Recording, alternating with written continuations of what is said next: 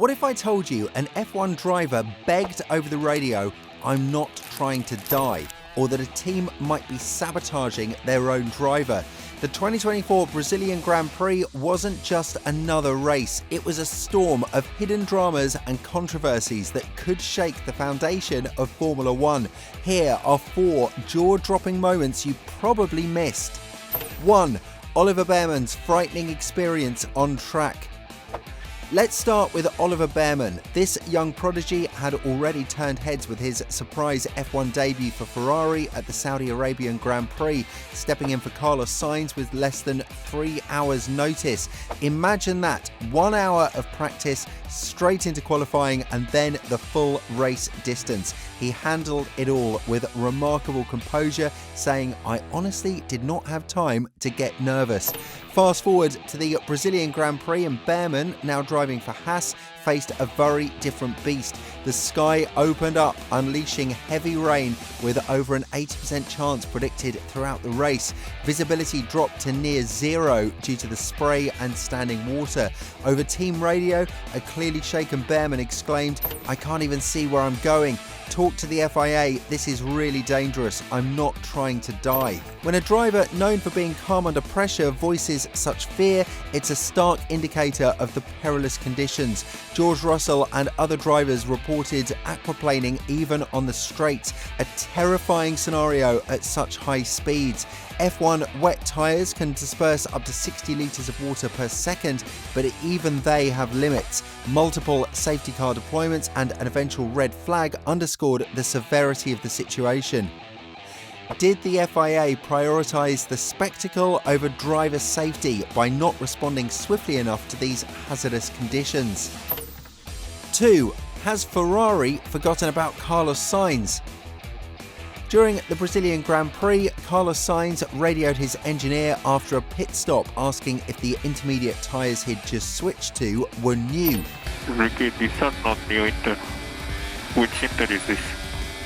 Silence.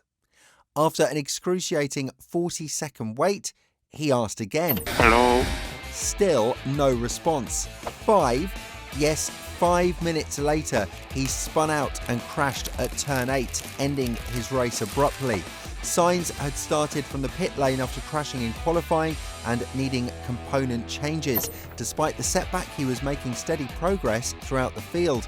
The lack of communication at such a critical moment raises some serious questions.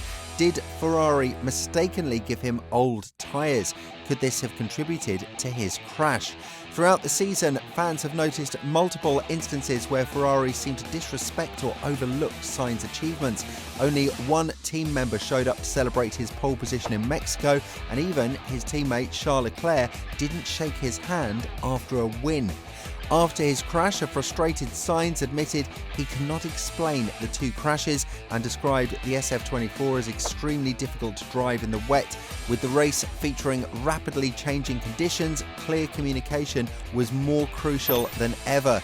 Is Ferrari's lack of support and possible mishandling of tyre strategy undermining Sainz? And is there a deeper issue within the team? 3. Alonso's agony on the bumpy Interlagos circuit.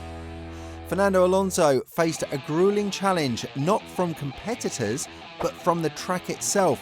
The newly resurfaced Interlagos circuit turned into a battlefield of bumps and jolts. Alonso's Aston Martin AMR 24 suffered extreme bouncing and porpoising, especially in the second half of the race. Over the radio, he confessed, "I will finish the race for the mechanics. They did a very good job today, but my back is hurting." The physical toll was evident. Untelevised footage showed Alonso struggling to exit his car, needing support from his mechanics.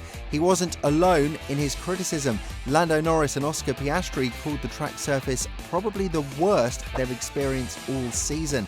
These cars are designed to run low to the ground, making them especially vulnerable to such conditions. The excessive bouncing isn't just uncomfortable, it poses real risks to driver health and car integrity. Should the FIA have intervened to address the unsafe track conditions or even cancelled the race to protect the drivers? 4. Lando Norris cracks under championship pressure. Verstappen's win in Brazil widened the gap in the Drivers' Championship to 62 points over Norris, with only 86 points remaining in the season. While not mathematically impossible for Norris to clinch the title, it is a near impossible task. In post-race interviews, Norris seemed to let frustration take over. Starting from pole position but finishing 6th, he downplayed Verstappen's victory, attributing it to luck due to the red flag that followed for a free pit stop. That's life sometimes. You take a gamble, it's paid off for them. It's not talent, it's just luck, he stated. He went further, criticising the rule allowing tyre changes during red flags, calling it a rule no one agrees with, and claiming every driver disagreed with it in the past.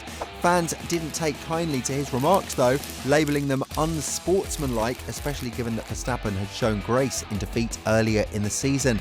When Verstappen lost to Norris at the Miami Grand Prix under similar circumstances, he didn't make excuses. Instead, he brushed off hypotheticals, saying it's always if, right? If my mum had balls, she would be my dad. Following the Brazil Grand Prix, Norris later conceded, "Max was easily quicker than us," and admitted to making mistakes that cost him positions, but the damage was done. His initial comments revealed cracks in his composure under the immense pressure of a title fight.